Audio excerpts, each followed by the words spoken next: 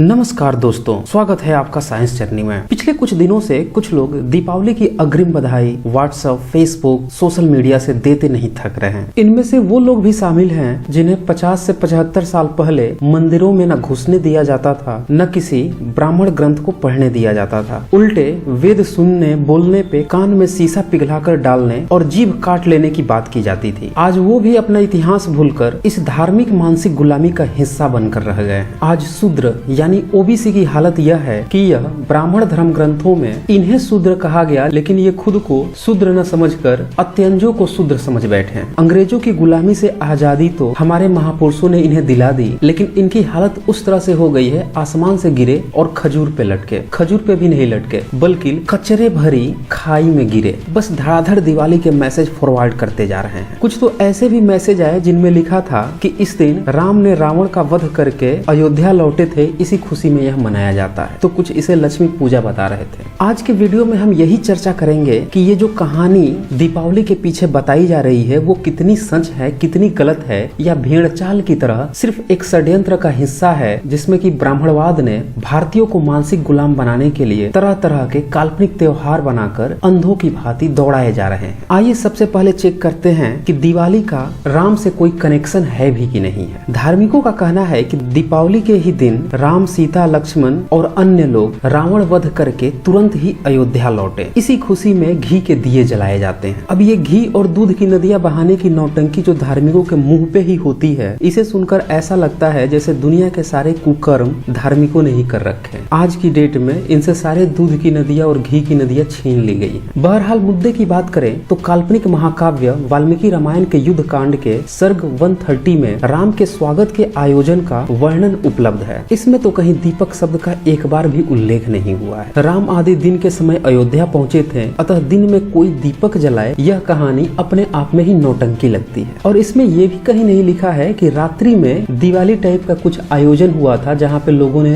दिए जलाए थे। पिछले 300-400 सालों में भारत में गणना करने के लिए पंचांग सिस्टम आया है। इन पंचांगों के आधार पर कुछ लोगों ने कथा कहानी घटने की घटनाओं को भी कालखंड देने का प्रयास किया है। अगर उनकी भी बात सुने तो भी यह पूरी तरह से गलत लगता है कि अक्टूबर नवंबर, जो कि हिंदी कैलेंडर के अनुसार कार्तिक का महीना है, में दीपावली मनाई जाती है। उदाहरण के तौर पे वाल्मीकि रामायण, अग्निवेश रामायण और पद्म पुराण के पाताल खंड के अनुसार पंडित हरिमंगल मिश्र एमए ने अपनी कृति प्राचीन भारत के परिशिष्ट में रावण वध की तिथि वैशाख कृष्ण चतुर्दशी अर्थात की अप्रैल और मई में निश्चित की है। पंडित महादेव प्रसाद त्रिपाठी ने अपनी पुस्तक भक्ति विलास में रावण वध का होना फाल्गुन खुदी एकादशी दिन गुरुवार अर्थात की मार्च महीने में निश्चित किया है। इसी तरह से पंडित हरिशंकर दीक्षित ने त्योहार पद्धति नामक अपनी पुस्तक में लिखा है कि वाल्मीकि रामायण में चैत्र कृष्ण अमावस्या को रावण वध का होना कहा गया है। अब यहाँ चैत्र का महीना मार्च और अप्रैल में आता है। ऐसे में इस काल्पनिक कहानी को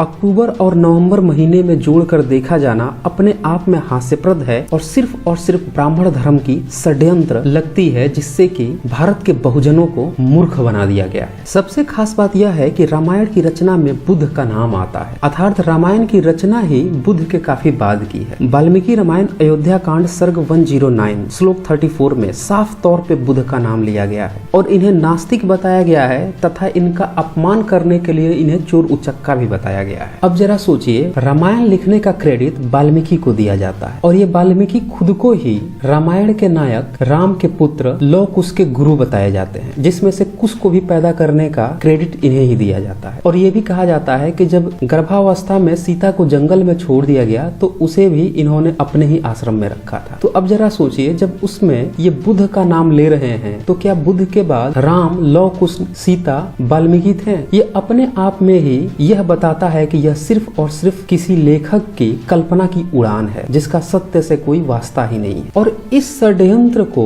ब्राह्मणवाद ने सत्य परिलक्षित करते हुए सभी के सभी भारतीयों को मूर्ख बना दिया। तो इस तरह से दिवाली का कनेक्शन राम से करना सिरे से ही गलत लगता है। अब यहाँ पे कुछ लोग कह सकते हैं कि नहीं, दीपावली के दिन लक्ष्मी की भी पूजा होती है, लक्ष्मी से कुछ कनेक्शन है। यहाँ पे मैं जानकारी के लिए बता दूं कि लक्ष्मी नाम की प्राणी पुराणों की उपज है और पुराणों की रचना ब्राह्मणों ने अपनी रोजी रोटी की व्यवस्था के लिए की थी। ब्राह्मणवाद का यह रोजगार सिस्टम सैकड़ों वर्षों से पीढ़ी दर पीढ़ी चल रहा है। दरअसल ब्राह्मणवाद ने आज तक मेहनत करके एक तिनका तक भी नहीं बनाया। अगर प्राचीन काल से ही देखें तो उसका यही काम रहा कि जब भी लोग कुछ नया बनाते, कुछ आविष्कार करते, तो ये वहां पे जाकर सिर्फ पूजा पाठ करता और पूरा का पूरा क्रेडिट खुद ले जाता। जैसे बहुत लोग आज भी कहते हैं कि वो मंदिर बहुत चमत्कारी है, वो जगह बहुत ही चमत्कारी है, वो कैसे बन गया, साइंस नहीं था प्राचीन काल में। ऐसे महामूर्ख लोगों को यह पता होना चाहिए कि ये ब्राह्मणों ने नहीं बनाया। वो सारा का सारा शिल्प कला आम आदमी जो कारीगर थे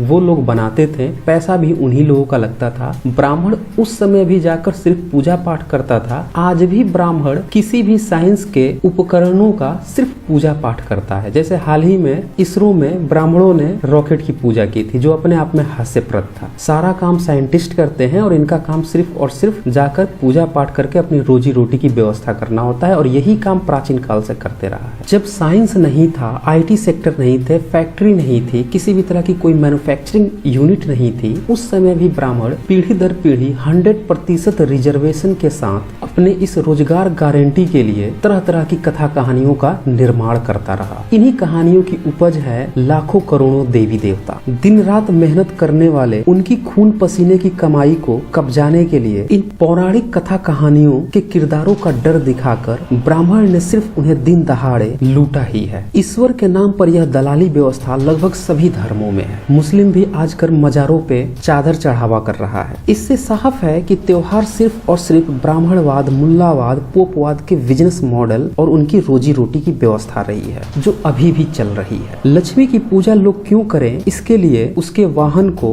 एक रात्रिचर प्राणी उल्लू को बताया गया, जिसका खौफ ये दिखाया गया कि अगर लक्ष्मी की पूजा न हुई तो तुम अपना धन खो दोगे, लक्ष्मी नाराज हो गई तो जिंदगी भर कंगाल रहोगे, उसका वाहन उल्लू तबाही मचा देगा। फिर डर तो डर है। जो लक्ष्मी मुगलों अंग्रेजों के यहाँ 1000 साल की गुलामी में उनकी एक कौड़ी इधर से उधर न कर सकी, वो आजाद भारत में डरे दबे हुए बौद्धिक कंगालों के धन कंगाल करने के नाम पे ब्राह्मणों की 100% रोजगार गारंटी बन गई। नतीजा यह हुआ कि कुछ सामंती समूह जो ब्राह्मणों की इस रोजगार गारंटी का ही एक पार्ट है। ऐसा मैं इसलिए कह रहा हूँ क्योंकि आप किसी भी ब्राह्मण की दुकान यानी कि मंदिर व्यवस्था को देखें, जब भी कोई जमीन कब्जाना हो तो वहाँ पे पहले कुछ पत्थर रख दिया जाता है, फिर उस पत्थर का टीका शुरू हो जाता है। कुछ दिन बाद एक ब्राह्मण वहाँ पे पोथी पत्रा लेकर बैठ जाता है, फिर धीरे से वहाँ पे एक मंदिर भी प्लॉट कर दी जाती है। फिर फ्री में चढ़ावे लेने के लिए मंदिर के भीतर ब्राह्मण और चढ़ावा बेचने के लिए मंदिर के बाहर बनिया बैठ जाता है। तो इन दोनों के गठजोड़ से ही पूरा सिस्टम मॉडल सैकड़ों वर्षों से चला जा रहा है। आम आदमी मेहनत करता है, पढ़ता है, अपने 25 से 30 साल की आयु पढ़ने में लगा देता है, तब जाके कहीं नौकरी पाता है, और ये पीढ़ी दर पीढ़ी यही काम करके अपना बिजनेस मॉडल फ्री में चला रहे हैं और पैसे ऐंठे जा रहे हैं, वो भी 100% रिजर्वेशन के साथ। इस बिजनेस मॉडल को चलाने के लिए ही एडवर्टाइजमेंट की जरूरत थी, और एडवर्टाइजमेंट के लिए अंधविश्वास, पाखंड,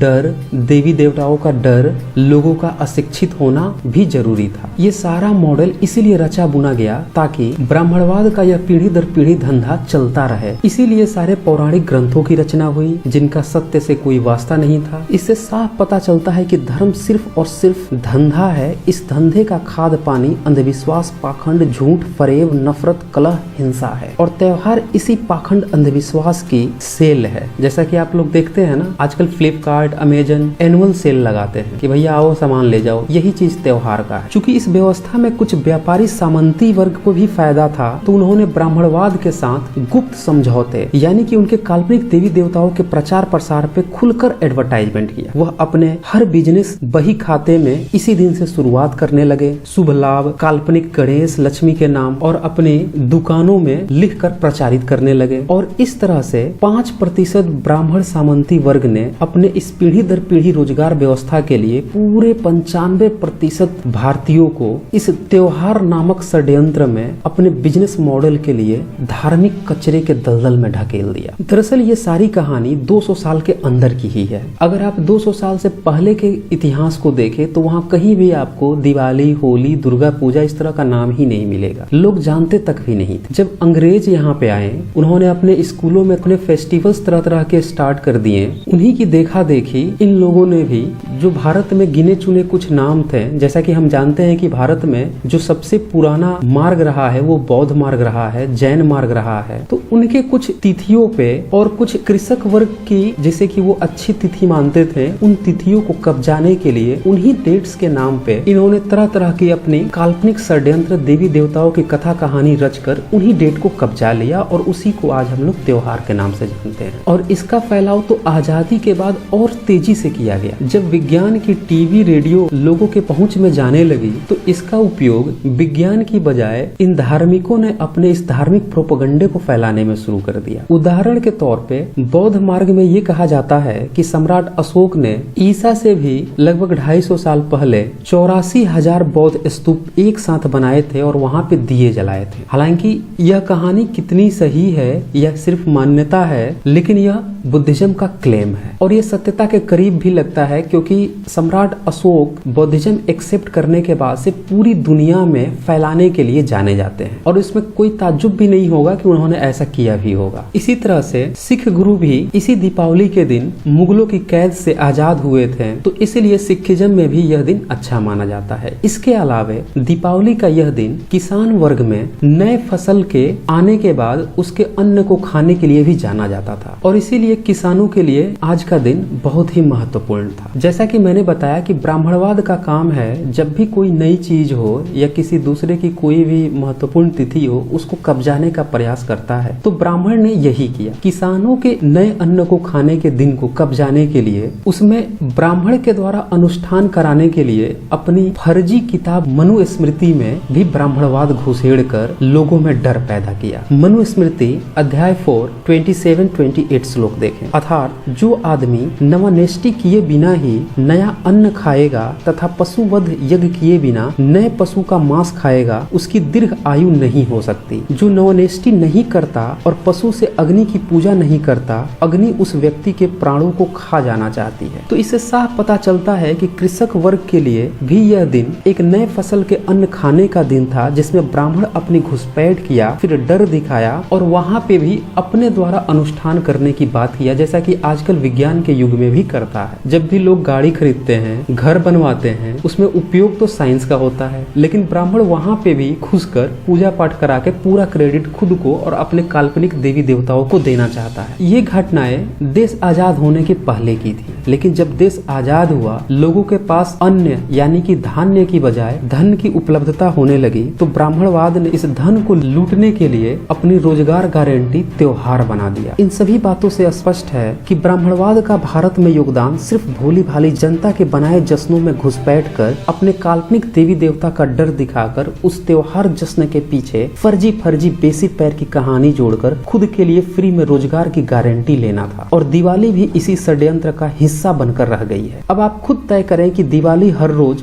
मनानी है या फिर किसी ब्राह्मणवाद की घुसपैठ के या उसके षड्यंत्र का हिस्सा बनकर उनके बौद्धिक डकैती का पीड़ित बने रहना है। बाद बाकी पटाखे छोड़ना स्वास्थ्य के लिए अच्छा है या बुरा है ये बताने की जरूरत नहीं है, क्योंकि वैसे भी स्वास्थ्य संबंधी रोगियों की संख्या भारत में बढ़ती जा रही है। और वैसे लोग जो अभी भी ये सोच रहे हैं कि दिवाली के दिन लक्ष्मी धन लेकर आती है, वो लोग खुद कैलकुलेट करें कि दिवाली पर वो कितना अपना धन व्यय करते हैं या उनके पास उतना धन वापस आता है। तो दोस्तों, इस वीडियो को ज्यादा से ज्यादा शेयर करें ताकि सभी लोगों को पता चल सके कि दिवाली कोई पर्व नहीं बल्कि यह ब्राह्मणवाद का षड्यंत्र का और उनके रोजगार गारंटी का हिस्सा है। तो आज बस इतना ही। धन्यवाद।